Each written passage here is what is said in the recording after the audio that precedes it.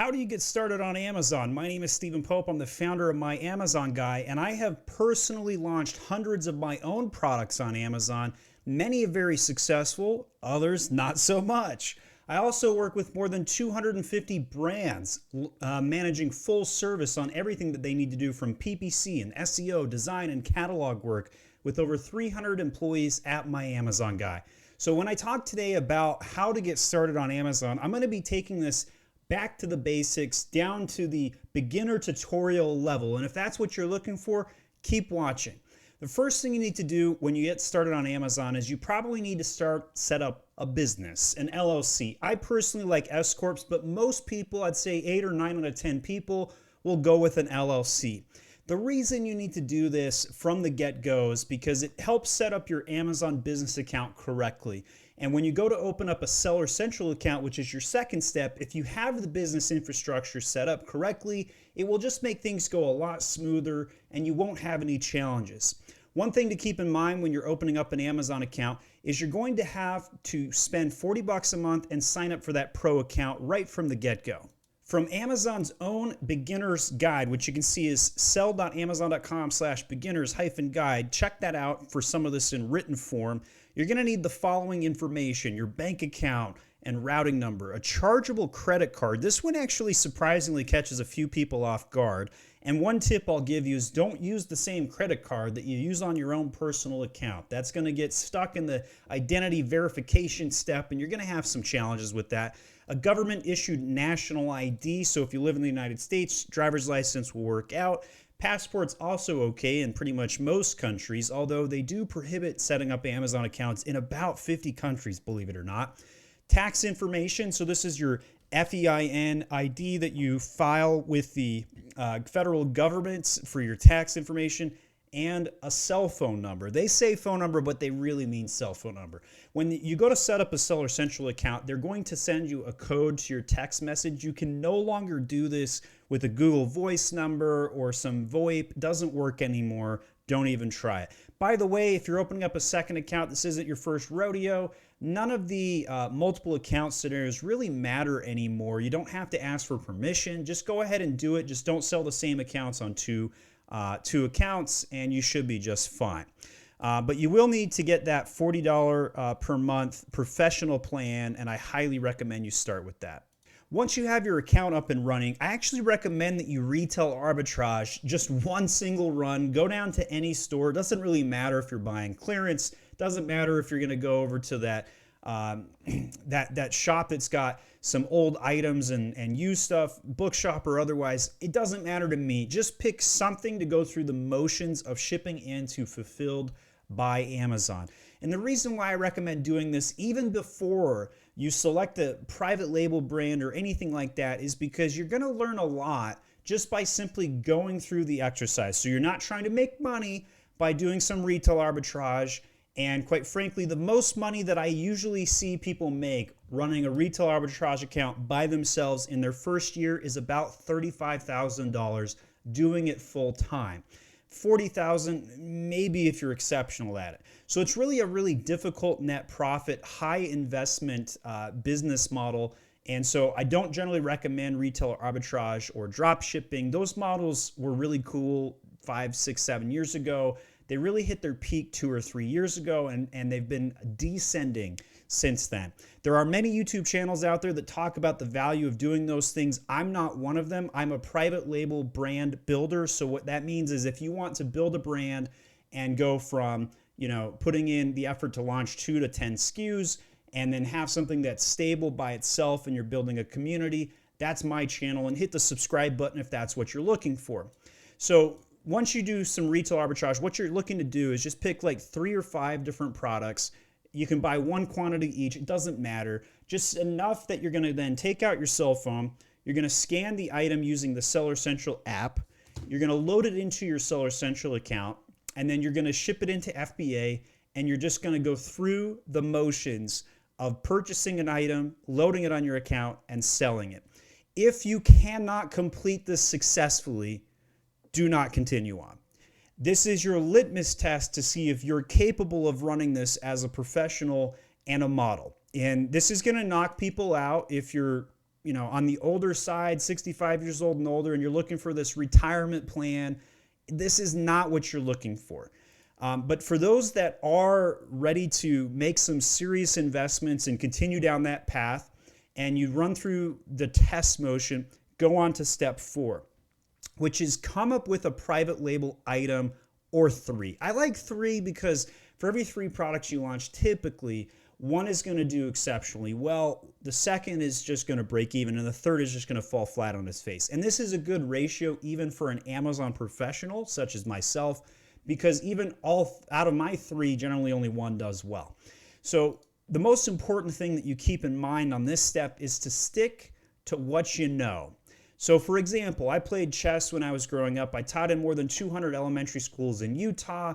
I was a competitive chess player, played in the US Open. I did all these things. I played in the tournaments, and I've read over a couple hundred chess books. If I was going to launch an item in the chess genre, I would be exceptionally good at it. Why? Because I understand the chess community. I could be the face of the brand. I could show all of my tournament knowledge, and I could talk on and on about how triple weighted pieces are so much cooler and better than the flimsy plastic stuff you see at the grocery store, right?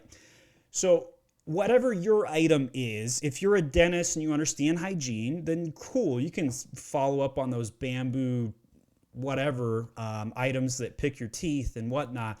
But if you aren't familiar with an item, if you're not like, this is not your personal hobby, you're not a decade of experience in it, and you're just looking to, a get rich quick scheme on Amazon, this is not a good fit. Don't do that. And the reason is if you start with some professional tool, the Jungle Scouts or the Helium 10s of the world, you're going to be looking at the same product data that everybody else is.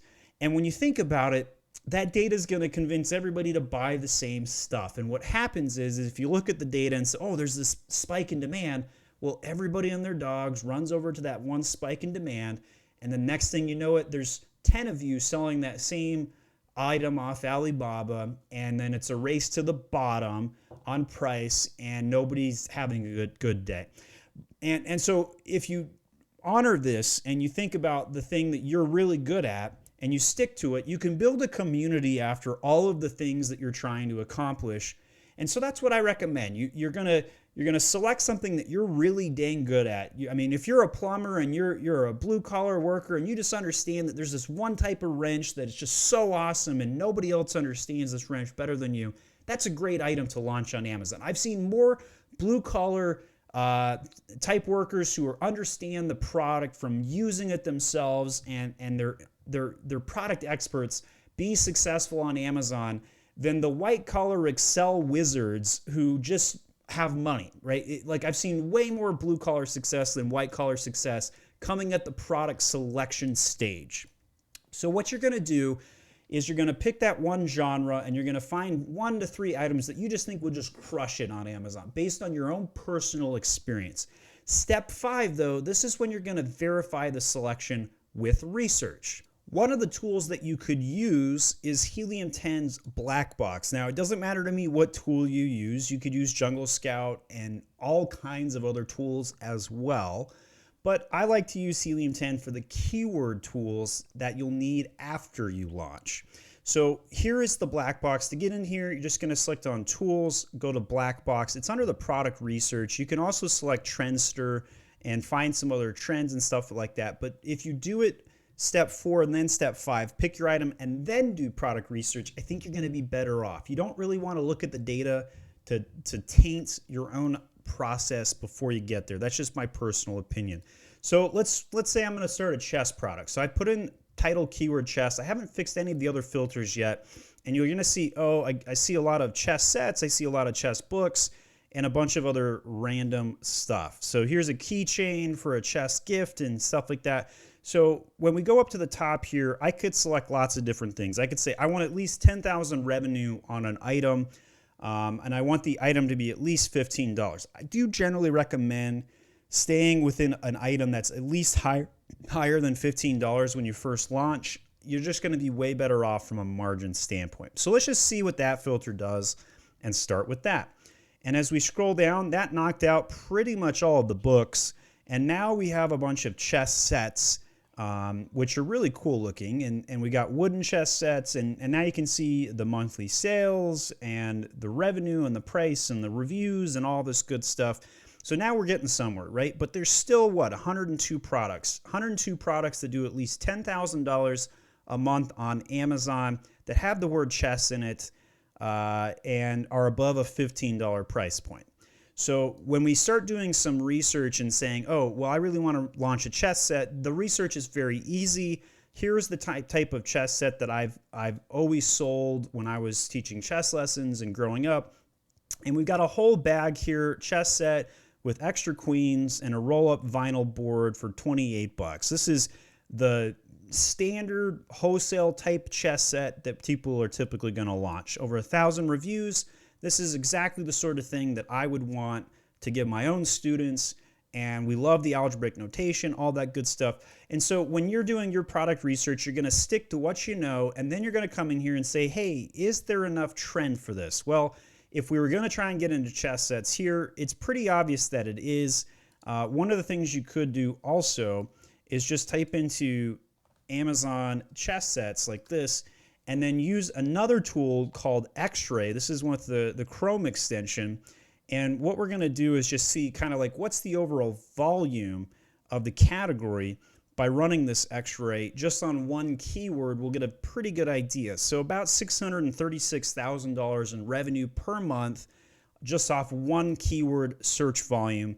And that's generally speaking on the top 30 or so items. And so this is not going to necessarily be a full snapshot, but it gives a pretty good idea. Then over here on the right, you can see the success score, and Helium is rating this a 1 star or 16 on it. And what the tooltip says is as follows. Significant factors impacting the success score, the FBA fee, it's average.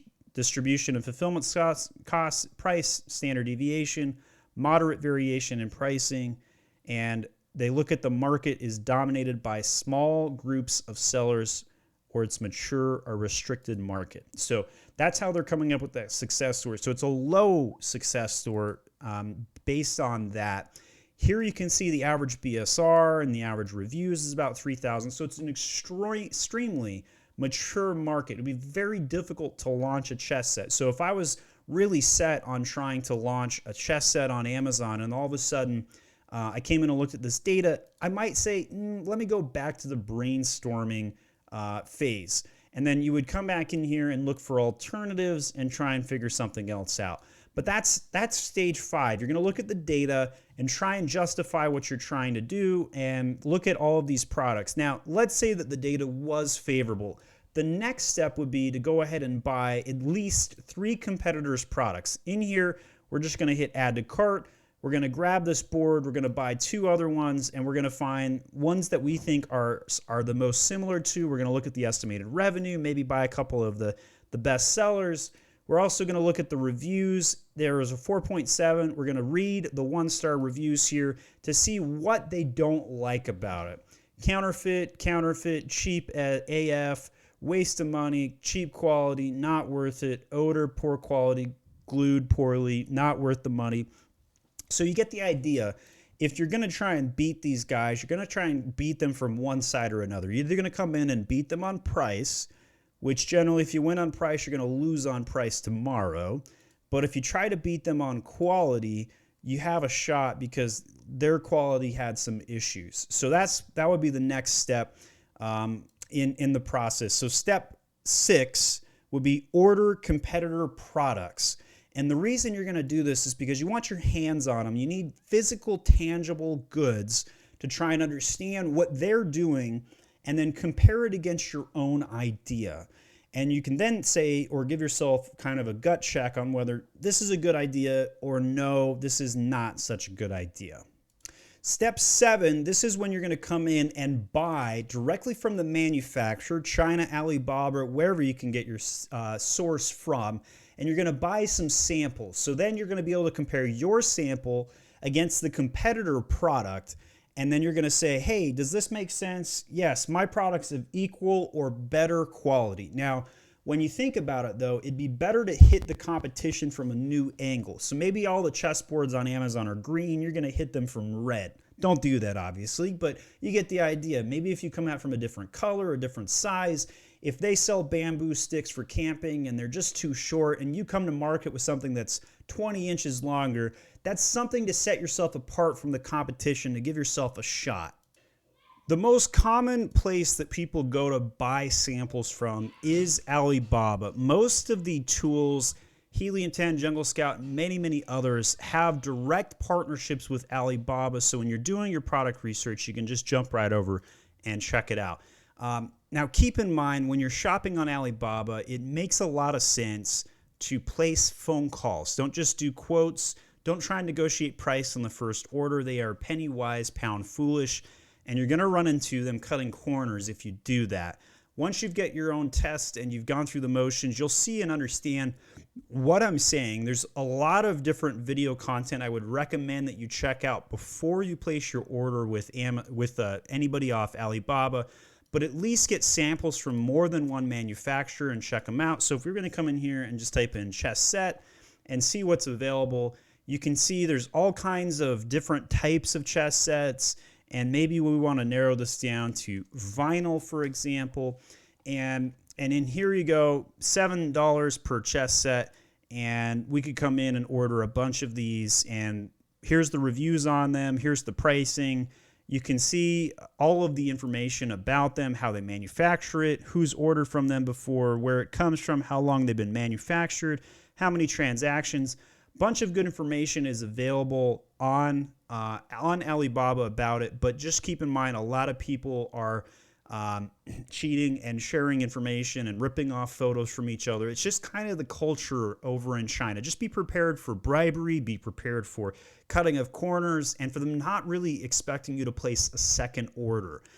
So you don't really have any negotiation power is what I'm trying to tell you. But ultimately, that's step 8. You're going to go in there and you're going to place your order and you're going to get it shipped to yourself. I do recommend that you get an inspection. I do recommend that you check the items before you just flip them directly into Amazon, because if you don't, the first person who's going to see your item is the customer, and they're going to leave negative reviews when inevitably something goes wrong. So order small. You want to stick close to that MOQ. That's the first acronym you're going to need to understand, and that's called the minimum order quantity. And you don't want the Chinese to know it's your first order or that you don't know what you're doing, because they will take full advantage of that. You may want to even hire an intermediate party, but generally not when you're a beginner, because you're trying to keep costs down. You're just going to have to tough it out yourself. So once you've done your order, then while you're waiting for it to ship over, because it can take weeks and weeks for the item to go from China over to the United States or wherever you're selling it, can take a long time. I do recommend that right before you place your order that you select a brand name, and after you place your order and you get your sample, here is step 9, and it is file a trademark. I have personally filed more than 1,000 trademarks at my Amazon guy, and there's a bunch of content you can follow and look at and check out these videos about how to file a trademark and what to do. This is something that you absolutely want to buy from an Amazon trademark service such as my Amazon guy, because most of the attorneys out there are not going to understand how the trademark is interpreted by Amazon. It will save you a lot of challenges and problems. I have over 20 different FAQs on my website explaining why you need to do what you need to do and all the challenges that come from it. And I have a full brand registry guide. And that's the reason why you need the trademarks, to get brand registered on Amazon. And keep in mind that a word mark, I cannot stress this enough, a word mark is in your best interest as a business, because if you do a design mark, Amazon could interpret that mark in a variety of different ways. If you wanted to have a logo mark that had a popcorn symbol on it, and then you didn't put the word popcorn on it, spelled funky or whatever you want, then Amazon could interpret that brand name to be whatever they want. All caps, proper case, spacing, all kinds of things can go wrong. So stick to a word mark when you file that trademark, select a brand name, and then get that brand name printed onto your item, at least to get brand registry, or throw a sticker on it, something. If you don't invest in packaging, you want to brown box it, that's understandable to keep costs down. but you will absolutely need a trademark to be successful on Amazon. One thing you can do to try and generate your brand name is use a brand name generator. You type in something like Chessman and then boom, here's all the different things. And then once you have something like that selected, you can then hire the trademark service. They will run a search to see if anybody else has filed something along those lines, and then you can get your brand name selected. After you have your brand name and everything is ordered and it's on the way, your next step is step 10. This is to ship it directly into Amazon.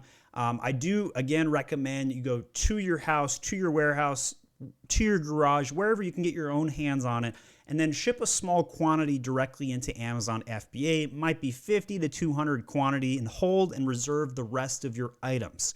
Then once you've got it on the way into Amazon, step 11 is going to be to set up the ads. Step 12 will be to do a full listing optimization, which I'll cover next. And the reason why step 11 and 12 kind of happen so quick and next to each other is because now you're on a clock. You have to have all this done. Most of the basics on Amazon are pretty straightforward. There's nothing earth-shattering here. You're going to select a large title with keywords in it. You're going to take photography. You're going to hire somebody, whether it's your own cell phone snapshots, photoshopping items like we did in the backdrop to an infographic you find on iStock Photos. But make sure you fill out 6 photos. Add in a 7th video. One of the easiest things you can do here is just do a box opening yourself and just touch and feel your product and talk about it. You could set up parentage if you got more than one item with different colors and different box options. Fill out your bullet points so they're really chock full of features, but keep in mind that the text is for the robots, the photos are for the people. And the benefit of having that trademark and brand registry is it's going to allow you these sections from the brand. This is a brand story. Notice how I can link back and forth between products. These are all products I've personally launched. By the way, this item right here, I did more than $144,000 on launching in 4 weeks, $11,000 in ads. This past year, though, it dipped down to $65,000. So even if you find a winner last year, the next year, it may only do half or even less than that. So keep in mind that sometimes items have a short lifespan on Amazon. Here's the A+ content. It replaces the product description, lots of photos, lots of text, crawlable text, because A+ content or enhanced brand content does index for search engine optimization. There's a lot of keyword data and a lot of things you may not know about as you get started, product grids and linking back and forth between products, lots of sophisticated optimization techniques that you're going to need to do. But when you go to set up ads, keep this in mind. Make sure you set up an auto campaign and several manual campaigns with no more than 5 keywords per manual campaign in what's called sponsored products. Sponsored products are going to be your entire budget when you're first starting out. Ignore brand and display until you master sponsored products. And in here, you're just going to select some very basic stuff. So the first campaign should absolutely be this auto campaign with a low bid, like 75 cents, and just let it run. You're going to add some negations to the keywords to manage it, but by and large, that's pretty much all you need to do. Other campaigns that you'll make, you're going to set up manual campaigns and select the manual drop down on keyword targeting and pick the item that you're selling. So I've got a Father's Day Papa Bear. Here's a customizable product where you can select the child's names on each product. It's kind of cool. You can customize it. You can do white, black, green, and whatnot. Number of kids, 3 kids, and the names of the kids separated by commas so somebody can get them onto the cup, right? And so let's say we're setting up a campaign for that. We might come in here and put in gift for dad, gift Papa Bear, stuff like that. Add the keywords like that. You can select the keywords, and here you go. These are differences between broad phrase and exact match. I do recommend that you just start with simple broad match keywords until you have a couple $100 in spend. Test to see what's going to make the most sense to run some exact keyword targeting. When you're first launching out, I do recommend that if you're going to be investing into your COGS, your cost of goods, of somewhere between $2,000 and $3,000 in COGS, you're also going to want to spend about $2,000 to $3,000 in ads. It's equally important to the cost of goods because it'll get the product off the ground. When you first launch an item, if you don't spend a lot on ads, it just simply won't go anywhere. You'll be dead in the water and wondering why you went through the full process. And so there's just so many things that you need to do and keep in mind when you're launching products like this so that they are successful and they're not just duds from the get-go. After you get your full listing optimized, your ads are fully set up, eventually your item is going to go live. And this is step 13. You need to continuously optimize. You may not get one of these things right between step 1 and step 12. And step 13 is about fixing those mistakes. I feel like my own animal, if I was going to be an animal, is a hummingbird. I like to iterate. I'm super fast, I'm agile, and I'm just constantly beating my wings, but I'm going to get that nectar, right?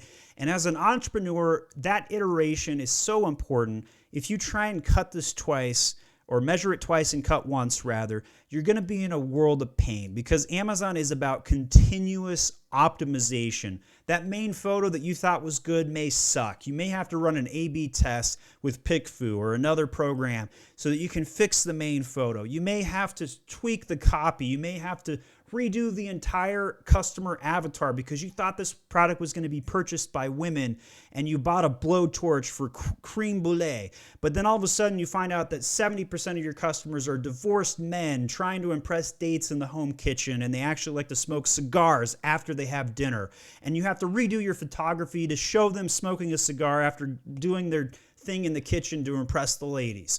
This is about continuous optimization. And once you've done that, you're ready for phase 14, which is order more products and repeat step 1 through 13. And you're going to do it all over again, although you'll have the account up and running. But then you're just going to keep launching products. I've launched hundreds and hundreds of products on Amazon, and some of the things that I've done you can see from my Age of Sage store. Just type in amazon.com/Age of Sage, and you can see some of the things I've done. I've launched thousands of products in beauty and gift and tumblers and all kinds of fun things, and wine glasses. I rode the baby shark wave. I've done so many different things. Doing gift boxes like this. The world is your oyster and what you launch. I've even done incense and smudge sticks. Even though I've never used one of these products myself, I've been able to successfully launch brands and get the #1 new release badge and incense and all kinds of cool things and make money selling products online. So now, if all of this sounded like a lot of stress and headache and you're like, I get it, but I don't want to do it myself, check us out at myamazonguy.com. We have on-demand coaching to guide you through some of this. And if you want, we also have some courses over at mag-school.com. You can select that and check it out as well. Courses for as little as $10 to understand how to navigate the catalog, do design work by the way, that class is built for non-designers.